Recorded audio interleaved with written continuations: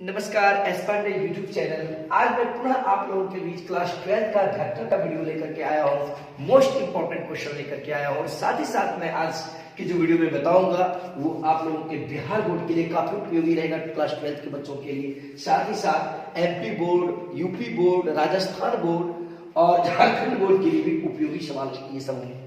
मैं आप लोगों को ये बताऊंगा कि आप लोग मेरे वीडियो को देखें, अधिक से अधिक मेरे वीडियो के बारे में सबों को बताएं और शेयर करें। तो चलिए बता रहा हूं ये क्वेश्चन। देखिए ये क्या कहा है, यदि vector a plus 2b vector plus 3 vector c equal to 0, तो दिखाई कि a cross b vector plus b cross c vector plus c cross a vector equal to 2a cross b vector. ये सिद्ध करने के लिए कहा है। अर्थात if vector a plus 2 vector b plus 3 vector c equal to 0, then solve that a cross b vector plus b cross c vector plus c cross a vector is equal to 2a cross b। तो चलिए, it is given that यहां दिया है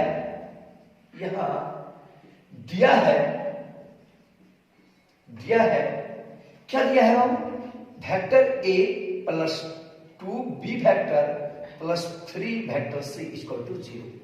तो अब यहां देखिए 3c vector equal to हम लिख सकते हैं, ये प्लस a है उस पक्ष की ओर जाएगा तो क्या जाएगा माइनस b वेक्टर, ये प्लस 2b है उस पक्ष की ओर जाएगा तो क्या जाएगा माइनस 2b वेक्टर, ठीक ना। इसलिए अब देखिए vector c equal to minus common ले लीजिए, vector a plus 2b bye ये 3 डिवाइड हो गया, वेक्टर c का वैल्यू हो गया मेरे पास। अब चलिए LHS की left hand side, left hand side क्या है, a cross b vector plus b cross c vector plus c cross a vector, c cross a vector. अब यहां पे देखिए a क्रॉस b प्लस, अब यहां देखिएगा प्लस b क्रॉस c है, तो वेक्टर b क्रॉस सी है, सी का वैल्यू क्या है देखिए यहां minus a plus 2b vector by 3 plus c cross a है, तो c का वैल्यू क्या है देखिए, तो यहां पे minus a plus 2b vector by 3 है, क्रॉस क्या है a, क्रॉस a। तो अब यहां पे देखिए माइनस यहां पे है, अब यहां पे देखिए a क्रॉस b प्लस, अब गुणा कीजिए, ये देखिए b क्रॉस, ये देखिए ध्यान दीजिएगा b क्रॉस a हो जाएगा, ये माइनस है तो प्लस और माइनस क्या हो जाएगा माइनस हो जाएगा। अब देखिए प्लस और माइनस क्या हो जाएगा माइनस, यहाँ पे b क्रॉस a हो जाएगा, इन vector b cross vector a।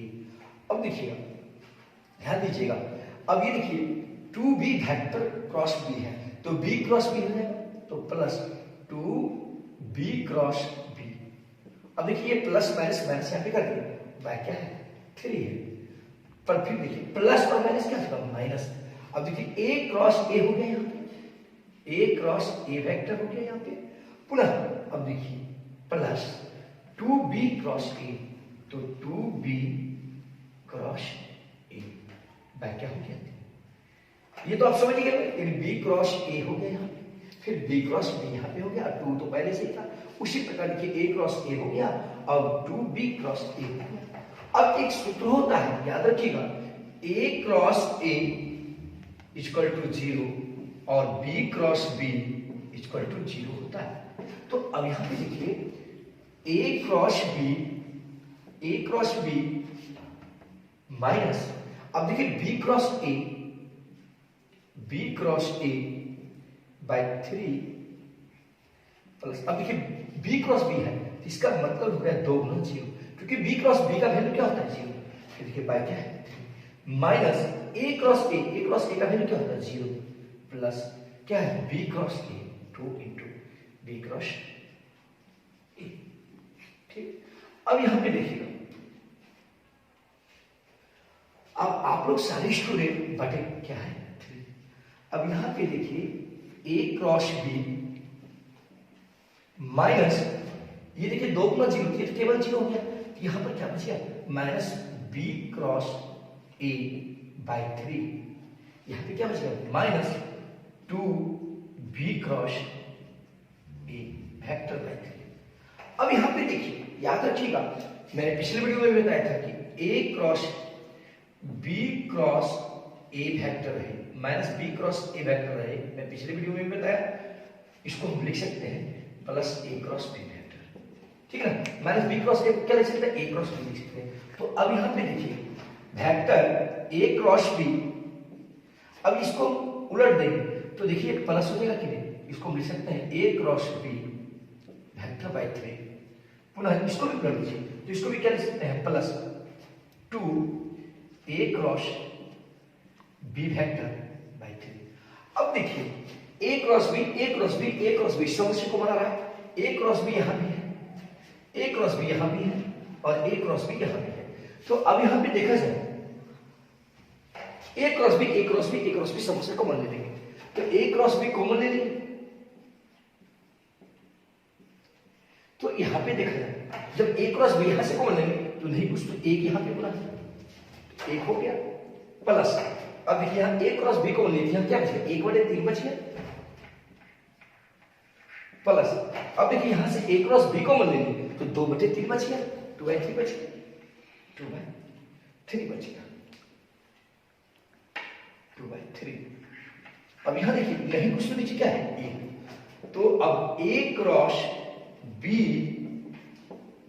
अब देखिए 3 3 1 का लघुत्तम क्या होगा, एलसीएम 3 होगा तो 3 हो जाएगा, 3 गुना 1 3 प्लस 1 प्लस 2। तो अब यहां देखिए ए क्रॉस बी, अब देखिए 2 1 3 3 3 6 6/3 तो 3 दूनी 6, तो 2 गुना इसको कर दीजिए तो 2 इंटू ए क्रॉस बी फ्रूट। देखिए यही तो करना था, आप आसान से देखिए एक बार, बहुत ही इंपॉर्टेंट प्रश्न है। चलिए देखिए क्वेश्चन, मैं नेक्स्ट क्वेश्चन बताने जा रहा हूं। कह रहा है कि find the area of the parallelogram having diagonals d1 = 3i + j - 2k and d2 = i - 3j + 4k। अर्थात उस समांतर चतुर्भुज का क्षेत्रफल निकालें जिसके विकर्ण ये दिए हैं। तो देखिए समांतर चतुर्भुज यानी आमने सामने की भुजा आपस में क्या होती है, समांतर एवं बराबर होती है। इसके दो विकर्ण यानी d1 और d2, ठीक है। तो हम जानते हैं कि समांतर चतुर्भुज का क्षेत्रफल बराबर 1/2 गुना मॉड d1 क्रॉस d2। तो सबसे पहले d1 क्रॉस d2 निकालेंगे। तो अब यहां देखिए d1 क्रॉस d2, मैं आप लोग को बहुत सारे वीडियो में बताया हूं हम लोग को क्रॉस के, तो i j k हो गए। अब देखिए यहां पे जो होता है i j k और पुनः देखिए d1 में i का कोएफिशिएंट क्या है 3, j का कोएफिशिएंट क्या है 1 और k का कोएफिशिएंट क्या है -2। इस देखिए d2 में i का कोएफिशिएंट क्या है 1, j का कोएफिशिएंट क्या है -3 और k का कोएफिशिएंट, तो क्रॉस गुणन कर रहे हैं। तो अब यहाँ पे देखिएगा सबसे पहले i लेंगे, तो i जब लेंगे ध्यान दीजिएगा इसको तो इसको लिखना पड़ जाएगा। ये क्या लिखा है 1 -3 -2 4। अब ये इसके साथ i पुनः यह माइनस होता है। अब ये j लेंगे तो ये ठिकाएगा और ये ठिकाएगा, तो क्या हो रहा है 3 1 -2 4। पुनः देखिए अब k लेंगे तो प्लस होता है यहाँ पे, तो ये ठिकाएगा और ये ठिकाएगा 3 1 1 -3। बहुत ही इंपॉर्टेंट प्रश्न है। अब देखिए 4 गुना 1 4 माइनस 3 गुना 2 माइनस माइनस प्लस हो जाएगी 6 इनटू i हो गया माइनस। अब देखिए 4 गुना 3 12 माइनस माइनस क्या हो जाएगा प्लस 2 गुना 1 2 हो गया, क्योंकि माइनस है यहाँ पे -2 गुना 1 -2, यहाँ पे माइनस माइनस माइनस प्लस, ये j हो गया, यहाँ पे j हो गया, k होता है, ठीक प्लस। अब देखिए 3 गुना -3 तो 3 3 और -9 हो गया। पुनः यहाँ पर देखिए यहाँ पे क्या है 1 गुना 1 -1 इंटू q हो गया, समझे ना, क्योंकि -3 गुना 3 प्लस 3 3 3 और 1 गुना। अब यहाँ देखिएगा 4 बीच में छोड़ जाएगा, क्या बचेगा -2i। देखिए 12 2 कितना हो गया -14 जी, पुनः -9 -1 क्या हो गया +10। तो अब ये देखिए d1 क्रॉस d2 निकल गया, यानी विकर्ण का गुणनफल निकल गया क्रॉस गुणन। अब देखिए मॉड निकाल लीजिए इसका, mod d1 cross d2, mod d1 cross d2।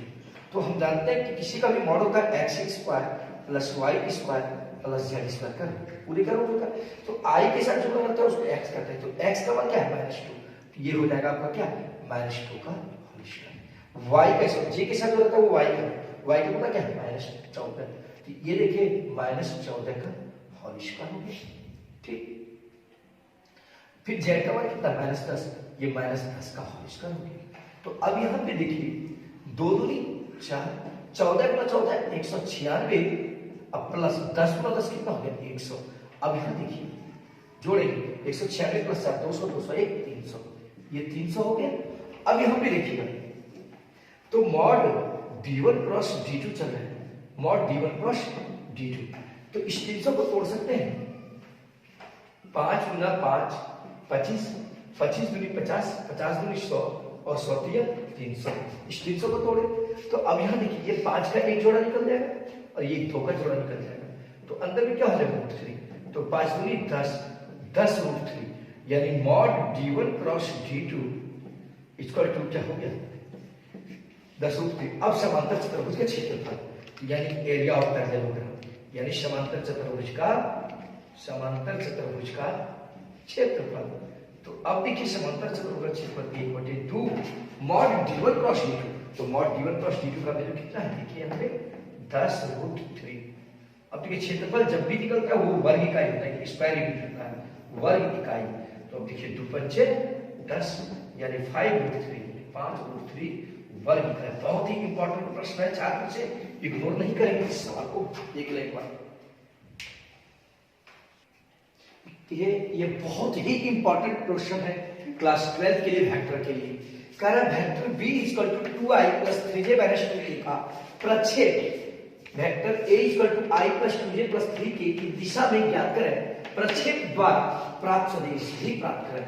Find the projection of vector b = 2i + 3j - 2k in the direction of vector a = i + 2j + 3k। Find the vector determined by the projection. तो इसमें 2 question कर रहा है, एक question कर रहा है कि b के a की दिशा में प्रक्षेप निकाले, b का a के डायरेक्शन में प्रोजेक्शन निकाले, दूसरा कर रहा है क्या b का a की दिशा में प्रक्षेप सदिश ज्ञात करें। तो सबसे पहले इसे निकालेंगे। तो देखिए b का a की दिशा में जो प्रक्षेप होता है b.a/mod a होता है। तो सबसे पहले यहाँ देखिए वेक्टर a = क्या है, यहाँ पे देखिए वेक्टर a = क्या है i + 2j। छात्र इसे इग्नोर नहीं करेंगे, ये क्वेश्चन निश्चित ही आएगी आपकी परीक्षा में। Vector a = i + 2j + 3k। तो अब यहाँ पे देखिए मॉड a निकाल लेते हैं, तो mod a = √x² + y² + z² होता है। तो i का कोएफिशिएंट क्या है 1, i के साथ जुड़ना है उसको कहते हैं x, तो x का प्लस j के साथ क्या है 2, तो 2 का स्क्वायर, k के साथ क्या है 3, तो 3 का स्क्वायर। तो अब यहाँ पर देखिएगा 1 का स्क्वायर 1, 2 का स्क्वायर 4, 3 का स्क्वायर क्या हो गया। तो अब देखिए 4 1 5, 5 9 14, √14 मॉड a का वैल्यू क्या हो गया √14। अब देखिए होता है क्या सवाल कि b का a की दिशा में प्रक्षेप निकालने के रहता है, तो इसका मतलब मैं देखिए b.a होता है, तो b का वैल्यू क्या है देखिए 2i + 3j - 2k। अब देखिए डॉट क्या होता है a, वेक्टर a का वैल्यू क्या है देखिए वेक्टर a का जो वैल्यू है i + 2j + 3k dot i + 2j i vector + 2j + 3k by क्या होता है मॉड a का वैल्यु क्या है कि √14, तो √14 कर दी। अब देखिए यहाँ पे 2i गुना, अब यहाँ पे देखिए वेक्टर b.a/mod a, तो वेक्टर b का वैल्यू यहाँ पे लिख दिए डॉट मॉड a का वैल्यू i + 2j + 3k लिख दिए। अब बाय क्या होता है मॉड a का वैल्यू क्या है 14। अब देखिए 2 × 1 2, क्योंकि i के कोएफिशिएंट के साथ होता है। तो फिर देखिए 3 × 2 3 दूनी 6 हो गया, फिर देखिए -2 दिया 6 -6 बटे कितना हो गया √14 प्लस 6 -6 कैंसिल हो गया। तो अब देखिए 2/√14 एक का आंसर हो गया, अर्थात b का a की दिशा में जो प्रक्षेप हुआ ये हो गया। समझे ना। अब कह रहे हैं कि b का a की दिशा में प्रक्षेप सदिश भी निकालें, प्रक्षेप सदिश निकालें। तो b के a की दिशा में प्रक्षेप प्रोजेक्शन वेक्टर जो होता है a.b/mod a.a होता है और इनटू वेक्टर a होता है। तो सबसे पहले देखिए ए डॉट बी है, तो ए डॉट बी यानी ए डॉट बी या बी डॉट ए का वैल्यू बराबर होता है। तो यहां पर साफ पता चल रहा है कि बी डॉट ए का वैल्यू कितना है, 2। ए डॉट बी का वैल्यू क्या है, 2, तो 2 कर दिए। बट ए डॉट ए है, याद रखिएगा सूत्र होता है ए डॉट ए बराबर होता है मॉड ए का स्क्वायर। ए डॉट ए का मान कहता है मॉड ए स्क्वायर। यहाँ पे देखिए ए डॉट बी है, तो चूंकि ए डॉट बी या बी डॉट ए इस दोनों को जब गुना किए तो गुना करने के बाद कितना आया था, 2। इसका मतलब ए डॉट बी का वैल्यू तो 2 है, लिख दिए। बट ये क्या होता है, फिर देखिए ए डॉट ए है, तो ए डॉट ए को क्या लिख सकते हैं, मॉड ए का स्क्वायर और इनटू क्या है, वेक्टर ए। वेक्टर ए का मान देखिए क्या है, आई प्लस 2j प्लस 3k। बहुत ही इंपॉर्टेंट क्वेश्चन। वेक्टर ए का वैल्यू है आई प्लस 2j प्लस 3k। अब देखिए बात 2 by mod a square, mod a का वैल्यू कितना है, √14, तो √14 का स्क्वायर आई प्लस 2j प्लस 3k। अब देखिए स्क्वायर से रूट कैंसिल, तो ये क्या हो गया, 2/14 आई प्लस 2j प्लस 3k। यही आपका आंसर हुआ, या हमसे कैंसिल भी कर सकते हैं, 2 से 3 14। अब इसे हम अच्छी तरीके से लिख सकते हैं 1/7 गुना आई यानी 1/7 आई के प्लस, अब देखिए 2 गुना 1 2/7 जे प्लस 3 गुना 1 3/7 3/7 के।